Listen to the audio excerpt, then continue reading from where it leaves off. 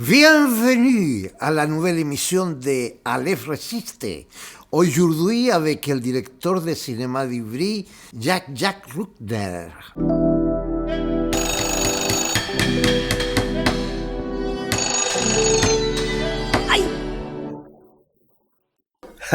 Je suis avec mon ami Jean-Jacques Ruckner.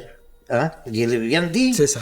Que c'est le directeur du cinéma d'Ivry sur scène.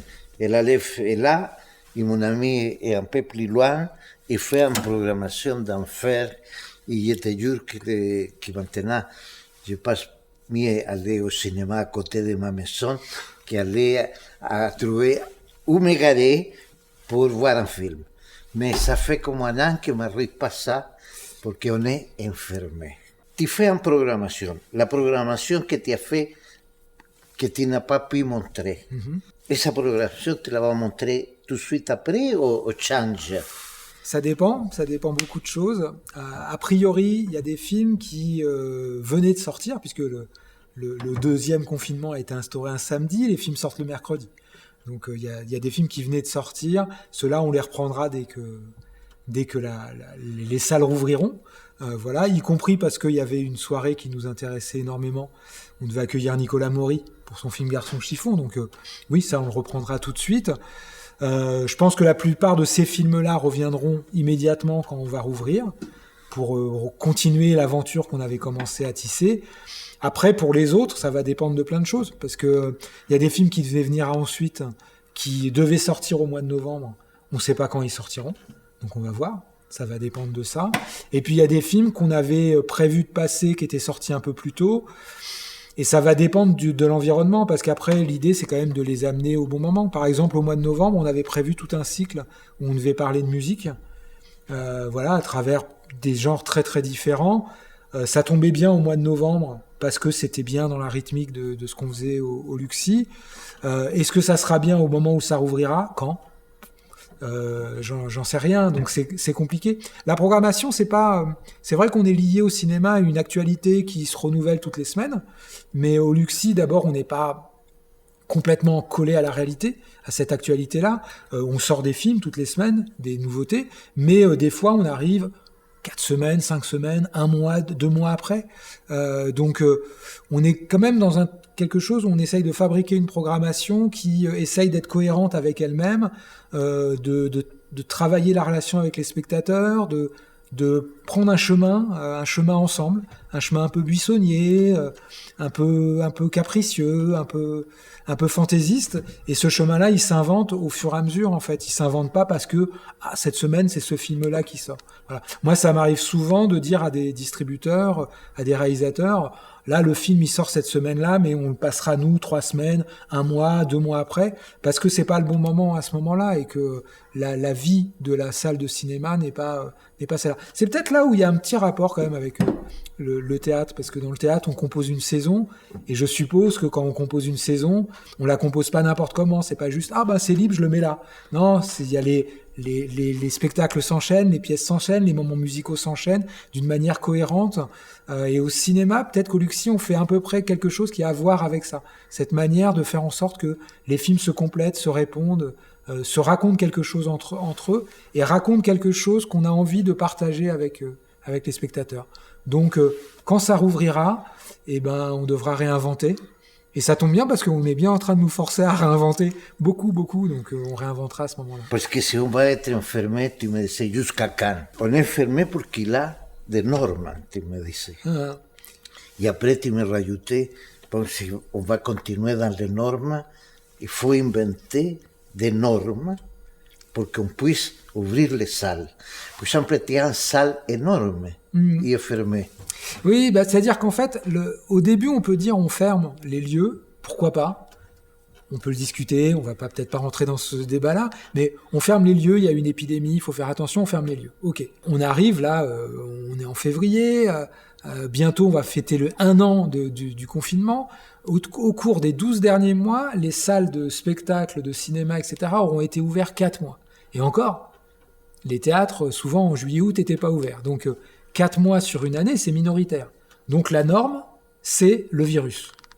Et donc, à ce moment-là, on peut pas dire « Ah, on crée une situation d'exception, on ferme les lieux ». Bah non, la situation d'exception, c'est que le virus est là. Donc, on crée une situation où on peut continuer à être ouvert avec le virus. Et à ce moment-là, réfléchissons. Qu'est-ce qu'il faut qu'on fasse ? Est-ce qu'on nous avait dit un fauteuil sur 2, là, comme on est maintenant ? Peut-être qu'il faut plus. Faisons plus. Mettons un fauteuil sur 3, mettons un fauteuil sur 4, mettons un rang sur 2, créons de l'espace, si c'est ça la norme qui permet d'exister. Au Luxi, on a une salle, la grande salle du cinéma, fait 391 places. Elle a un volume énorme, mettons un fauteuil sur 3, mettons un rang sur 2. En faisant ça, on a calculé, nous au Luxi, on avait commencé à réfléchir là-dessus, il y aurait 70 personnes dans la salle. 70 personnes dans le volume de la salle du Luxi, je suis pas spécialiste, je ne connais pas rien en matière médicale, mais est-ce que c'est vraiment dangereux ? Est-ce que ça ne peut pas permettre de continuer à montrer des films avec un public certes restreint, mais qui pourra quand même accéder dans une sécurité aux œuvres ?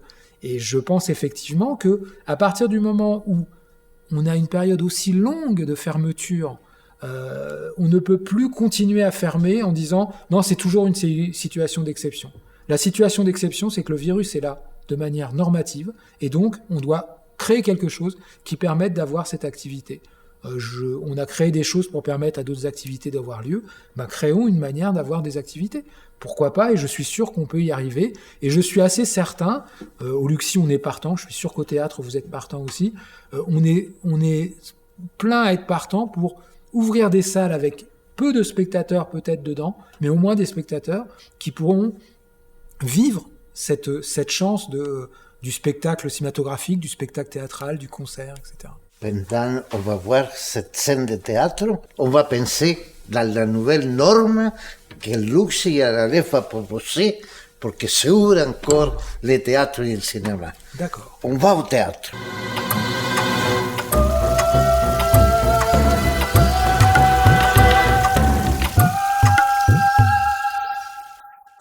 Si tu veux, le résultat est le même. Enfin, pourquoi que tu l'as à la caille ? On n'est pas bien tous les deux ? Coupez ! Dites-moi, Clément, le texte. Quel texte ? La scène qu'on est en train de tourner. Le texte, vous le connaissez vraiment ? Parce que j'ai l'impression que vous le récitez. Il n'y a pas d'émotion. C'est que je sais pas de quoi ça parle. Je sais pas ce texte et si je le dis à quelqu'un. Tout ce qu'on m'a donné comme indication, c'est que je dois le dire face à la caméra. Mais comment je peux sentir une émotion si je sais pas qui l'écoute ce texte ? C'est le public. Le public qui va écouter le texte. Ça c'est évident, mais moi je demande dans la fiction. Ce film n'est pas une fiction. C'est... Un reportage. Non plus. Fiction, reportage, fiction. Je n'ai pas encore décidé du style que je vais donner à mon œuvre. Mais ce sera un cinéma différent. Je suis peut-être en train d'inventer le cinéma du futur. Ce cinéma devra être joué par des acteurs du futur. Là, vous avez raison. Des acteurs plus simples, qui ne passent pas leur temps à se regarder le nombril toute la journée. Regardez-moi ces acteurs, qui ne pensent qu'à eux, qui vivent enfermés dans leur coquille, qui n'écoutent que lorsqu'on parle d'eux, qui veulent être les meilleurs, reconnus par la presse, et puis qui veulent tout comprendre aussi. Mais Clément, est-ce que vous croyez que l'être humain comprend la vie ? Non, il s'en fout. Et vous, qu'est-ce qui vous préoccupe ? Savoir si je suis seul dans la scène. Mais on s'en tape que vous soyez seul. Dans la vie, tout le monde est seul. Et n'oubliez pas que ce que nous sommes, c'est notre unique futur. Ça c'est dans la vie, et moi je demande dans la scène. Ça fait un moment que j'ai compris votre problème, ça fait un bon moment. Alors, si ça vous aide d'être seul dans la scène, soyez seul. Si vous préférez être accompagné, soyez accompagné. C'est à vous de décider. Je ne peux pas choisir à votre place. Dommage. Pourquoi dommage ? Parce que je ne sais pas si je veux être seul ou accompagné. Bon, quand vous le saurez, revenez vers moi. D'accord. Et maintenant, Jean-Jacques, on va aller voir la rubrique Droit au théâtre.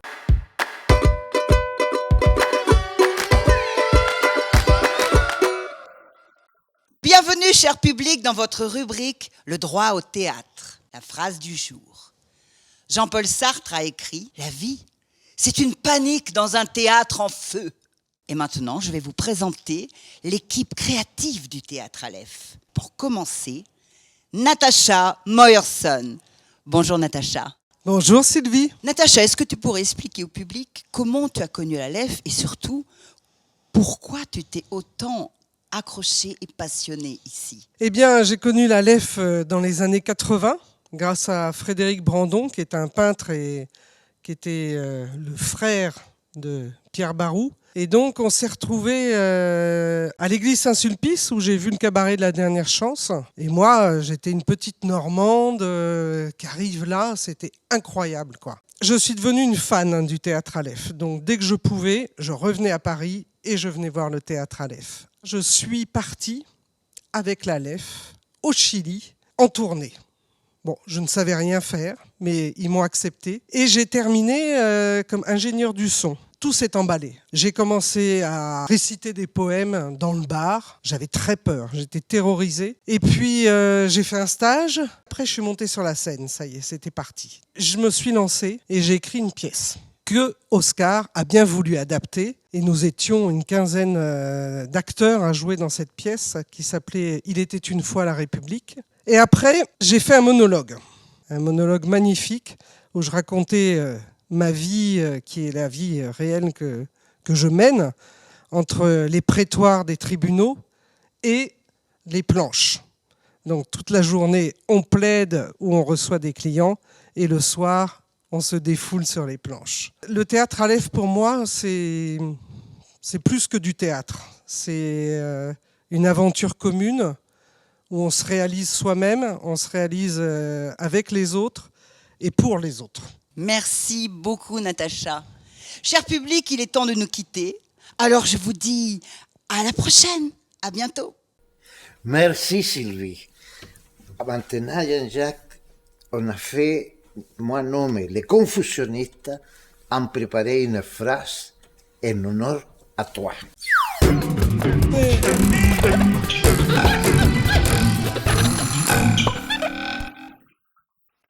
Bienvenue à la rubrique des Confusionnistes. Aujourd'hui, Sorda, nous recevons Jean-Jacques Rutner, le directeur du Luxi. Notre cinéma ivrien, notre cinéma municipal, notre cinéma d'art et d'essai. Un cinéma festif, populaire et humaniste. Comme le Théâtre Aleph. C'est ça. Bon, maintenant, il faut trouver un mot, Sorda. Ouais, mais alors, un mot qui résume l'apport du cinéma dans notre quotidien. Waouh! J'ai trouvé! Vas-y, dis-moi. Écoute, Adi Art Stoicte. Extraordinaire. Tu es extraordinaire, ma Barba. Bien, décomposons ce mot pour trouver sa signification ensemble. Adi vient du mot Adi, qui veut dire réalisme dans la langue Igbo du Nigeria. Arts veut dire frontière en breton. To vient du mot mongol To Solol, qui veut dire imaginaire. Ekte est un mot norvégien qui représente le réel. Donc, Adi Art Stoicte signifie le réalisme ne veut rien dire. Tout est réaliste. Il n'y a pas de frontière entre l'imaginaire et le réel. Federico Fellini. Qu'est-ce que te dit Fellini, hein? Ouais, bah, évidemment, là, si on parle tout de suite, on amène Fellini. Non, c'est effectivement très intéressant d'entendre ça, d'autant plus dans le contexte dans lequel on est. On a tellement vu de films catastrophes où il y avait des épidémies qui se répandaient, etc. On est en train de vivre un film catastrophe. Et quand même, on ne sait pas c'est lequel le plus beau et lequel plus le sens de l'imagination. C'est assez drôle, en fait, cet élément-là. Mais de toute façon, le rapport entre... C'est ça qui est fort chez Fellini. Le rapport entre le réel et l'imaginaire a quelque chose au cinéma de toujours très particulier, qui est déjà problématique dès le début. Parce que on nous dit il y a les frères Lumière qui font du documentaire, puis il y a Méliès qui fait de la fiction. En fait, quand on regarde le premier film de l'histoire du cinéma, la sortie des usines Lumière, on s'aperçoit que tous les gens de l'usine, il y a la caméra qui est en face des portes de sortie, ils sortent de l'usine et ils partent à droite ou à gauche. Il n'y en a aucun qui traverse la rue. Comme si chez les Lumières, ils avaient recruter les gens pour qu'ils n'habitent pas de l'autre côté de la rue. Parce qu'il fallait qu'ils partent à droite, à gauche. Donc ça prouve bien que c'est de la fiction. C'est déjà plus du documentaire. Voilà. Et inversement, quand Méliès se met à jouer, il fait l'homme orchestre, il joue 9 instruments de musique, en fait, il sait jouer de 9 instruments de musique. Donc en fait, c'est un documentaire. Oui. Et en fait, le mélange des deux est assez drôle. Et après, le nombre de fois où on a pu voir des documentaires, des histoires vraies qui racontent des histoires incroyables où on s'est dit, mais c'est pas possible. Un scénariste aurait écrit ça, on lui aurait dit c'est ridicule, ça ne marche pas. Et le documentaire devient beaucoup plus riche que la fiction. Et inversement, la fiction, en proposant des paraboles, des choses complètement imaginaires, tout d'un coup se met à raconter de manière plus vraie quelque chose que le réel est incapable de raconter, en fait. Voilà. Donc c'est... Bon, après, c'est Fellini, quoi. Hein. Bon, d'abord, en nom de tous les Sévriens qui aiment le cinéma, je suis très fier d'être sévrien et de connaître ton travail. Je suis très fier de ton travail. Alors, on attend des nouvelles normas qu'on va voir pour avoir les droits à ouvrir notre espace culturel. Et maintenant, pour finir en musique, Philippe Luca Trio.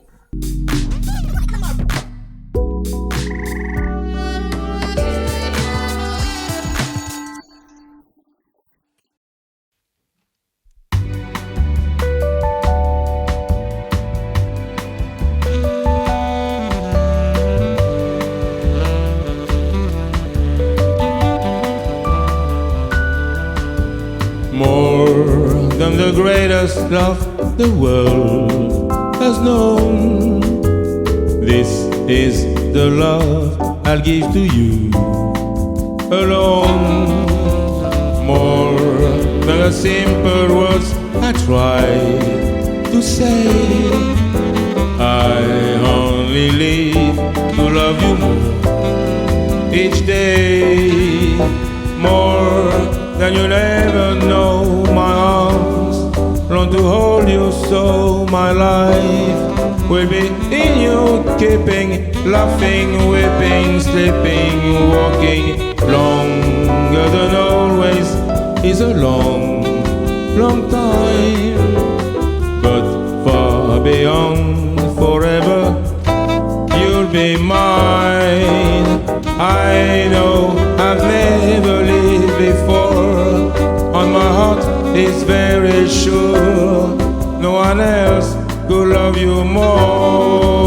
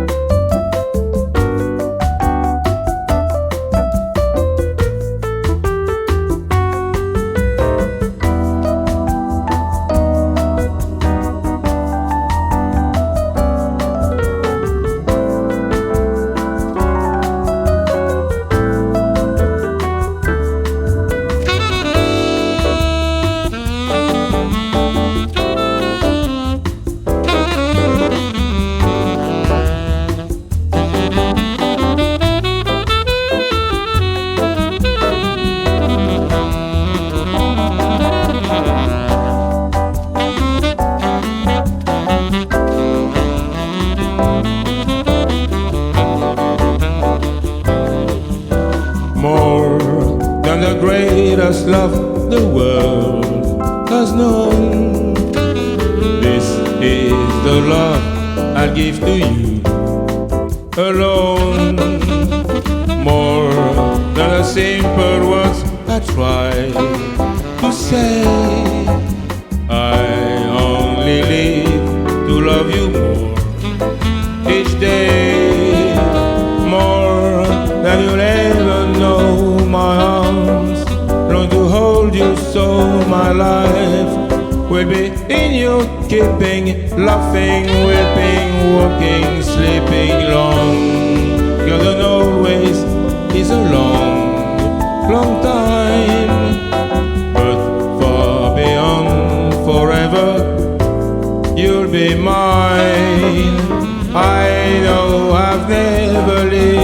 fall on my heart is very sure. No one else could love you more. No one else could love you more.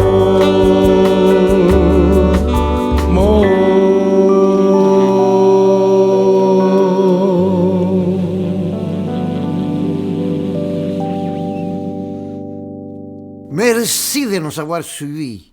À la prochaine. Ciao.